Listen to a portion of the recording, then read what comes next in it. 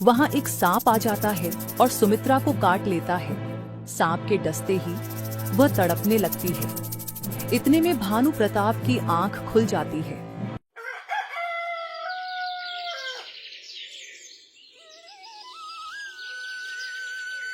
पानी गांव में रघुवीर नाम का एक गरीब किसान रहता था। उसके 2 बेटे थे। एक दिन किसान रघुवीर और उसके बेटे भानु प्रताप के बीच बात बात में लड़ाई हो जाती है। इस लड़ाई के बाद भानु प्रताप घर से निकलने का फैसला कर लेता है। आप मुझे छोड़कर अकेले चले जाएंगे क्या? मैं आपके बिना कैसे जी पाऊंगी? मैं भी आपके साथ ही चलूंगी। सुमित्रा, तुम मेरे साथ कैसे चल सकती हो? दूसरे देश में अनेक संकट सहने पड़ते हैं। तुम नरम और नाजुक हो। मैं बहुत पैसे कमाकर जल्द ही लौट आऊंगा। तब तक तुम अपने मायके चली जाओ। देखो जी, मैं आपके साथ होते हुए कितने भी कष्ट परेशानी हो वह सब सहन कर सकती हूँ, पर मुझे हमेशा आपका साथ चाहिए और आपके साथ ही रहना है। तुम मुझे कैसे भी रखोगे मैं रह लूंगी, पर मैं भी आपके साथ ही चलूंगी। देखो सुमित्रा, रो मत। मैं तुम्हारी आंखों में आंसू नहीं देख सकता। तुम भी मेरे साथ ही चलो। यह सुनकर सुमित्रा बहुत खुश हो जाती है और अपने पति के साथ जाने की तैयारी करने लगती है। अगले दिन सुबह दोनों अपना घर छोड़कर चल देते हैं। चलते चलते वे एक घने जंगल में पहुंच जाते हैं। वहां वे दोनों थकावट की वजह से एक पेड़ के नीचे आराम करने बैठ जाते हैं। ठंडी हवा चल रही थी जिससे उन्हें नींद आ जाती है। लेकिन कुछ ही समय बाद वहां एक सांप आ जाता है और सुमित्रा को काट लेता है। सांप के डसते ही वह तड़पने लगती है। इतने में भानु प्रताप की आंख खुल जाती है। हे भगवान, यह क्या हो गया? मेरी पत्नी को सांप ने काट लिया। अब क्या होगा? मेरी सुमित्रा के बिना मैं कैसे जी पाऊंगा? यह कहकर भानु प्रताप रोने लगता है। थोड़ी देर बाद सुमित्रा की मृत्यु हो जाती है। भानु प्रताप सुमित्रा को प्राण त्यागते हुए देखकर रोते हुए कहता है, हे भगवान, आपने मेरी जीवन संगिनी छीन ली। अब मैं जी कर क्या करूंगा?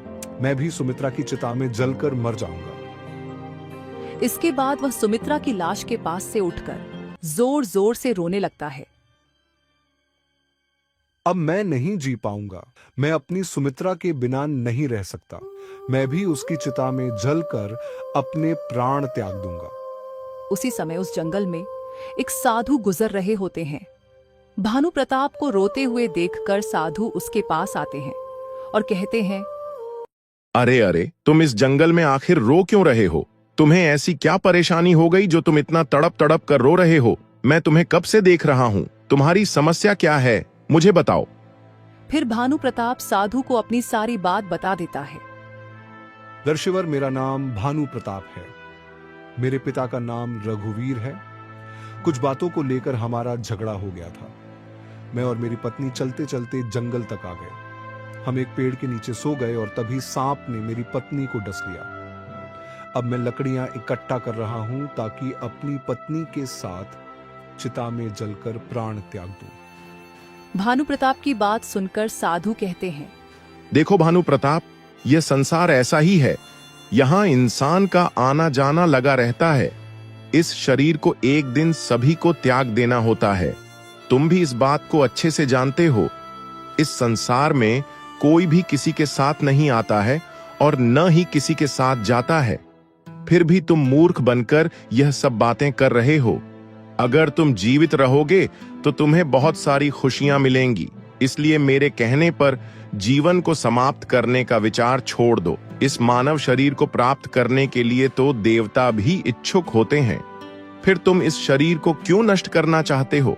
साधु की बात सुनकर भानु प्रताप कहता है, तुम जो कह रहे हो वह सत्य है, लेकिन ऐसा करना उचित नहीं है। नश्वर, मेरी पत्नी जैसी पतिव्रता स्त्री मुझे किसी जन्म में भी नहीं मिलेगी, इसलिए मैं उसके साथ मरूंगा।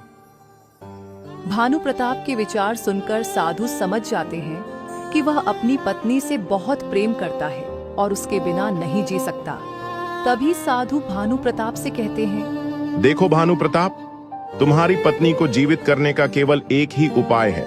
अब मेरी बात ध्यान से सुनो। यदि तुम इस उपाय को कर सकते हो तो तुम्हारी पत्नी को जीवन दान मिल सकता है। ऋषिवर, आप जो कहेंगे मैं करूंगा।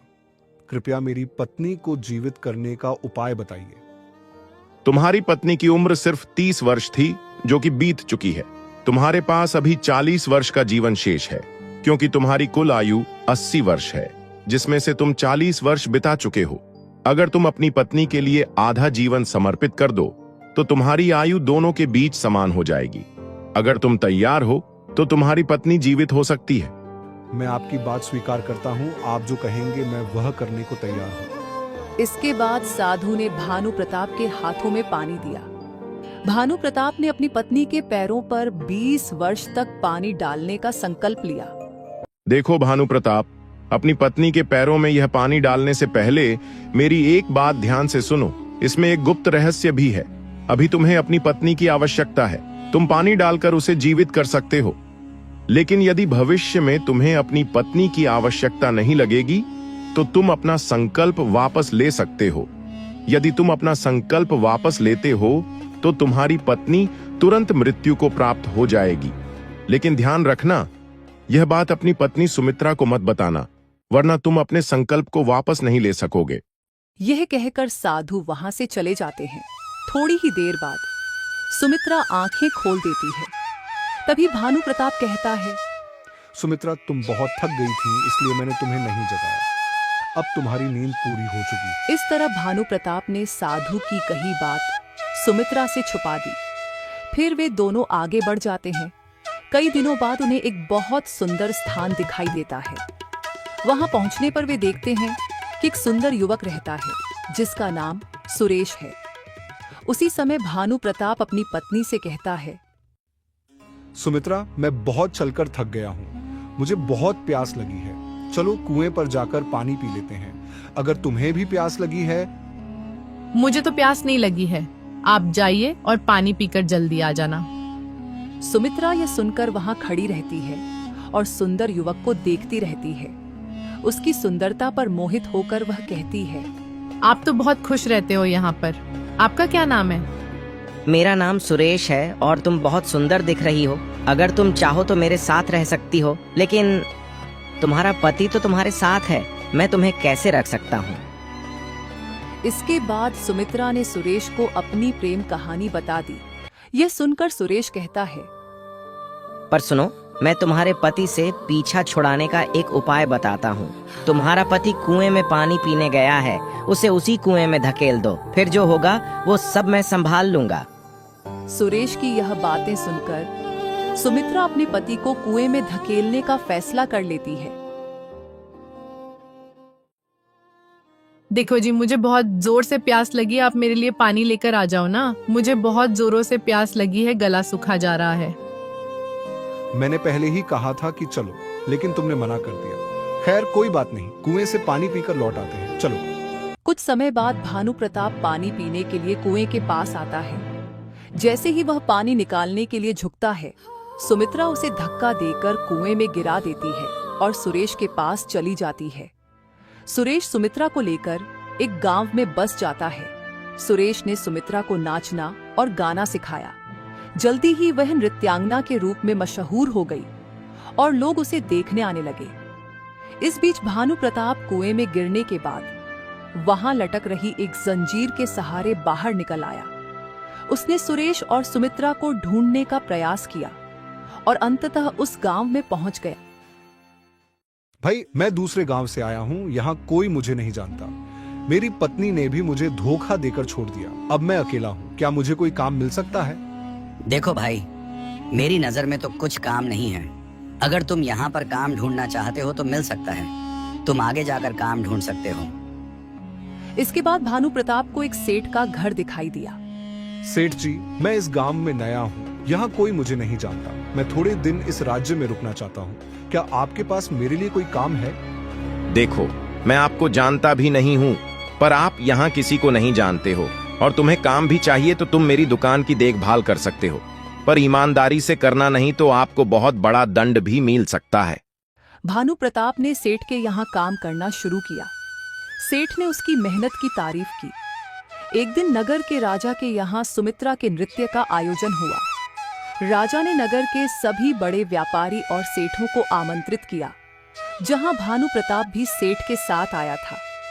सुमित्रा ने नृत्य शुरू किया और अपनी सुरीली आवाज से सभी को प्रसन्न कर दिया। सभी लोग उसे पुरस्कार दे रहे थे। भानु प्रताप ने भी अपनी अंगूठी उतारकर सुमित्रा को भेंट की। सुमित्रा ने अंगूठी को पहचान लिया। यह तो आश्चर्य की बात है कि मेरा पति जीवित है और यहाँ पहुँच गए हैं और वह मुझे छोड़ेंगे नहीं, इसलिए मुझे कुछ ऐसा करना चाहिए जिससे उन्हें मारा जा सके।